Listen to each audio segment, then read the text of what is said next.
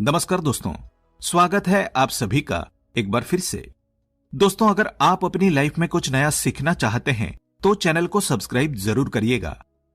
दोस्तों, सनातन धर्म में अमावस्या तिथि की काफी महत्ता है। धार्मिक दृष्टि से आषाढ़ महीने की अमावस्या तिथि को महत्वपूर्ण माना गया है। इस अमावस्या को आषाढ़ी अमावस्या तो कई स्थानों पर हलहरिणी अमावस्या के नाम से भी जाना जाता है। ये दिन किसानों के लिए बहुत महत्वपूर्ण है।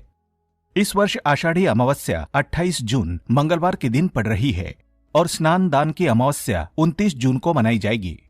अमावस्या तिथि की शुरुआत 28 जून को प्रातः 5:52 से शुरू होकर 29 जून को सुबह 8:21 पर तिथि का समापन होगा। धर्मशास्त्रों में आषाढ़ मास की अमावस्या को बहुत महत्वपूर्ण माना गया है। इस दिन किसी पवित्र नदी या सरोवर में स्नान और पितरों के निमित्त दान और तर्पण करने का विधान है। ये अमावस्या पितृदोष और कालसर्प दोष को दूर करने के लिए शुभ मानी जाती है। ऐसे में इस अमावस्या के दिन कुछ उपायों का सहारा लिया जाए तो जीवन से कई सारी समस्याएं दूर हो सकती हैं और व्यक्ति का जीवन खुशहाल बन सकता है। इस दिन गीता का पाठ करना अत्यंत शुभ माना गया है। मान्यता है कि इससे भी पितरों की आत्मा शांत और प्रसन्न होती है। मंगलवार को पड़ने वाली इस अमावस्या पर पितरों की विशेष पूजा की जाए तो परिवार के रोग शोक और दोष खत्म हो जाते हैं। मंगलवार को अमावस्या होने से इस दिन मंगल दोष से बचने के लिए व्रत और पूजा की जाएगी। इस शुभ संयोग में गुड़ और शहद का दान करने से मंगल दोष में कमी आती है। इस योग में हनुमान जी की पूजा करने से भी मंगल दोष कम हो जाता है। अमावस्या के अधिपति देवता खुद शनि हैं। इस दिन शनि स्वराशि कुंभ में अधिक बलवान रहेंगे। ऐसे में वृद्ध और रोगियों की सेवा करना अति शुभ फलदायी रहेगा। आषाढ़ अमावस्या के दिन सुबह स्नान के बाद पितरों के निमित्त जल तर्पण करने की परंपरा है। इसलिए इस दिन जल में काले तिल और अक्षत मिलाकर तर्पण किया जाता है। इसके बाद ब्राह्मणों को भोजन कराया जाता है, उन्हें दान दिया जाता है। इस दिन कौवे को, गाय को और कुत्ते को भी भोजन का कुछ अंश देने से पितर प्रसन्न होते हैं। इससे परिवार में सुख शांति बनी रहती है, साथ ही पितरों का आशीर्वाद भी प्राप्त होता है। यूं तो भूखे को भोजन कराना पुण्य का काम है ही, लेकिन आषाढ़ी अमावस्या के दिन अगर भूखे व्यक्ति या भूखे जानवरों को भोजन कराया जाए तो ये अत्यंत फलदायी होता है। ऐसा करने से जीवन की कई तरह की विघ्न बाधाएं स्वयं ही खत्म हो जाती है।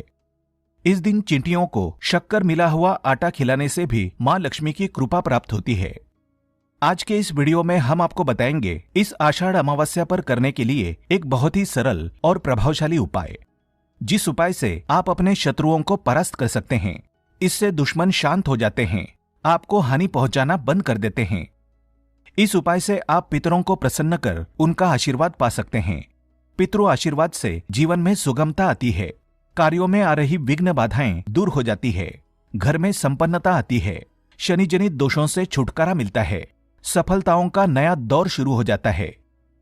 उपाय बताने से पहले आपसे रिक्वेस्ट करते हैं कि वीडियो को लाइक जरूर करिएगा, दोस्तों को शेयर कर दीजिएगा और अगर आपने अभी तक चैनल को सब्सक्राइब नहीं किया है तो चैनल को सब्सक्राइब करके बेल आइकन जरूर दबाइएगा। दोस्तों, ये उपाय शाम की पूजा के बाद करना बेहतर है। सुबह आपने पवित्र स्नान तो किया ही होगा, तो उपाय करने से पहले या तो फिर से स्नान करें या हाथ मुंह पैर धोकर स्वच्छ धुले वस्त्र पहन लें। अब आप अपने मंदिर के सामने आसनस्थ हो जाएं। भगवान के सामने घी का दीपक जलाएं, धूप बत्ती जलाएं। फिर सर्वप्रथम भगवान गणेश जी को और फिर भगवान लक्ष्मी नारायण को तिलक करें। आप कुमकुम या हल्दी से तिलक कर सकते हैं। पुष्प आदि अर्पित करने के बाद भगवान को किसी फल या मिष्टान का भोग लगाएं। आप शक्कर का भी भोग लगा सकते हैं। फिर एक कटोरी में थोड़े से काले तिल लेकर उस तिल की कटोरी को आप अपने मंदिर में रख दें। फिर भगवान विष्णु जी के महामंत्र ओम नमो भगवते वासुदेवाय का तुलसी की माला पर एक आवर्तन जाप करें। शास्त्रों के अनुसार अमावस्या तिथि भगवान लक्ष्मी नारायण, पितृदेव और शनिदेव को समर्पित होती है और भगवान विष्णु और मां लक्ष्मी को पितरों के देवता माना जाता है। इसलिए पितरों को प्रसन्न करने के लिए भगवान लक्ष्मी नारायण का पूजन करना अति आवश्यक है। फिर आप पितृदेव के मंत्र ओम पितृभ्यो नमः का 11 बार जाप करें। इस तरह पूजन करने के बाद अगर आप शनि दोष से पीड़ित हैं तो आप शनिदेव के मंत्र ओम शम शनैश्चराय नमः इसका 11 बार जाप करें। आप पितृ चालीसा या शनि चालीसा का भी पाठ कर सकते हैं। इस तरह पूजन करने के बाद आप समस्त देवी देवताओं को नमस्कार करें और अपने पितरों की शांति की प्रार्थना करें, पितरों को मुक्ति दिलाने की प्रार्थना करें।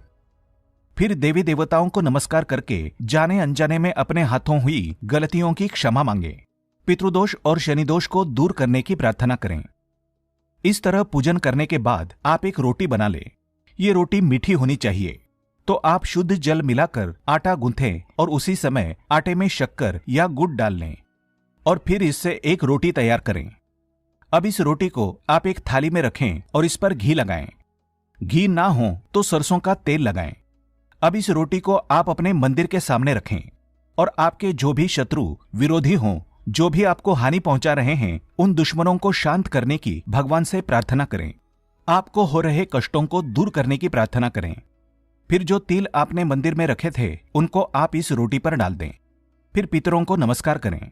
फिर ये रोटी ले जाकर आप किसी कुत्ते को खिला दें। अगर आपके घर में कोई पालतू कुत्ता हो तो आप उसे भी ये रोटी खिला सकते हैं, लेकिन कोशिश करें कि काले रंग के कुत्ते को आप ये रोटी खिलाएं। अगर काले रंग का कुत्ता ना मिले तो आप किसी भी कुत्ते या कुतिया को ये रोटी खिला सकते हैं। दोस्तों, शास्त्रों के अनुसार पितृपक्ष की तरह ही अमावस्या तिथि पितरों को समर्पित होती है। पितृपक्ष में पितरों की आत्मा की शांति के लिए पंच बलि दी जाती है। पितृपक्ष के दौरान लोग अपने पूर्वजों को प्रसन्न करने के लिए, उन्हें भोजन से तृप्त करने के लिए कौवे, गाय और कुत्ते को भोजन कराते हैं। पितृपक्ष में यम बलि और श्वान बलि देने का विधान है। यम बलि में कौवे को और श्वान बलि में कुत्ते को भोजन दिया जाता है। इसलिए पितृपक्ष की तरह ही अमावस्या पर भी श्वान को भोजन अवश्य कराना चाहिए। कौवा और श्वान दोनों ही यमराज के संदेश वाहक माने जाते हैं। कहते हैं कि पितृपक्ष में कौवा और श्वान कुछ विशेष संकेत देते हैं, जिन्हें समझकर आप ये अंदाजा लगा सकते हैं कि आपके भविष्य में क्या होने वाला है। दोस्तों, ये उपाय करने से पितृ तृप्त होते हैं, पितरों को शांति मिलती है। पितृ प्रसन्न होकर अपने परिजनों को शुभाशीर्वाद प्रदान करते हैं। पितरों के आशीर्वाद से कार्यों में आ रही विघ्न बाधाएं दूर होती हैं, बिगड़े काम बनने लग जाते हैं। दोस्तों, अमावस्या तिथि पितरों के साथ ही शनिदेव को समर्पित होती है। शास्त्रों के अनुसार कुत्ते को शनि और केतु का प्रतीक माना जाता है। जिनकी कुंडली में शनि या केतु जनित दोष होते हैं, उन्हें ग्रह शांति के लिए अमावस्या पर कुत्ते को इस तरह रोटी अवश्य खिलानी चाहिए। इससे शनि और केतु के अशुभ प्रभाव दूर हो जाते हैं, शनिदेव की कृपा प्राप्त होती है, कर्ज से मुक्ति मिल जाती है। दोस्तों, अगर कुत्ते ने उसी समय रोटी आपके सामने ही खानी शुरू कर दी तो समझिए कि आपके विरोधी उसी समय से शांत होने शुरू हो गए हैं। दोस्तों, वैसे तो इस उपाय को आप अमावस्या पर किसी भी समय कर सकते हैं, लेकिन हो सके तो शाम के समय आप इस उपाय को करें। आप जो रोटी कुत्ते के लिए बना रहे हैं वो पहली रोटी नहीं होनी चाहिए। आप घर की रोटियां बनाने के बाद अंत में या पहली रोटी बनाने के बाद दूसरी रोटी कुत्ते के लिए बना सकते हैं, और ये रोटी अन्य रोटियों की तुलना में मोटी होनी चाहिए। तो इस आषाढ़ अमावस्या पर इस उपाय को करके आप अपने विरोधियों को परास्त कर निर्विघ्न खुशहाल जीवन की प्राप्ति करें। आज के लिए बस इतना ही। दोस्तों, अगर आपको ये वीडियो पसंद आया है तो वीडियो को लाइक करिएगा, दोस्तों को शेयर जरूर करिएगा और चैनल को सब्सक्राइब करके बेल आइकन जरूर दबाइएगा, ताकि आने वाला नॉलेजेबल वीडियो आपको सबसे पहले मिले। दोस्तों, मिलते हैं अगले वीडियो में। तब तक के लिए good bye and thanks for watching my video.